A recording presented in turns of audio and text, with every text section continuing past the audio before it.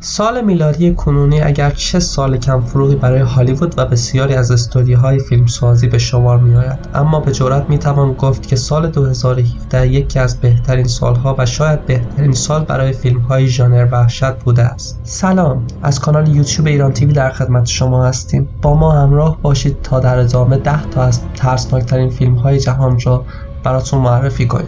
شماره 1 فیلم آن مدت زمان زیادی از اکران نمی‌شوند. شماره 2 آدم درست را راه بده.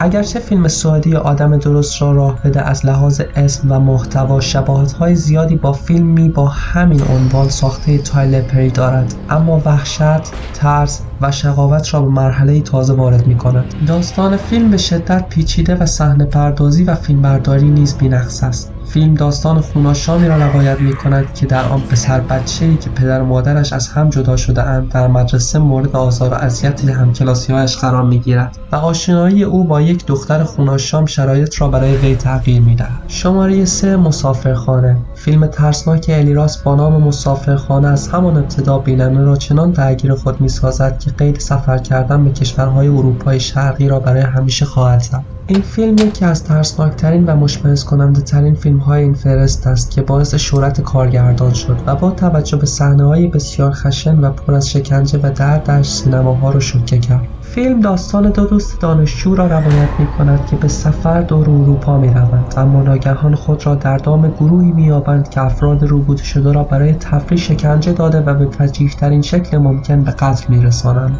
شماره 4 توطئه آمیز. جیمز باند در فیلم توطئه آمیز دنیای کودکان و ژانر وحشت را به خوبی در هم آمیخته و فیلمی قابل اتکا و نمونه در ژانر وحشت را ساخته است. داستان فیلم در عین ترسناک بودن چنان پیچیده و درگیر کننده است که شما را با خود همراه می‌سازد. فیلم داستان یک خانواده را روایت می‌کند که وارد یک خانه جدید می‌شوند، اما پس از مدتی پسر نوجوان خانواده صداهایی را می‌شنود که او را به کنجکاوی وامی‌دارد، اما در نهایت در اثر یک اتفاق به کما می‌رود و این موضوع باعث رخ دادن اتفاقهای ترسناکی در خانه می‌شود. شماره 5 یا فیلم آخر. فیلم اظهار روح. یک فیلم ترسناک فراتبیعی در بهترین شکل ممکن خود است که داستان آن در دهه 70 و در یک خانه روستایی رخ می‌دهد و از آغاز تا پایان بیننده را در تعلیقی بی پایان فرو می‌برد که بازیگران فیلم نقش مهم و اصلی در ایجاد آن دارند. فیلم داستان یک خانواده با 5 دختر را روایت می‌کند که به یک خانه روستایی نقل مکان می‌کنند، اما خیلی زود مشخص می‌شود که نیروهای اهریمنی و فراتبیعی در خانه حضور دارد و مادر خانواده از 2 کارشناس درخواست کمک می‌کند.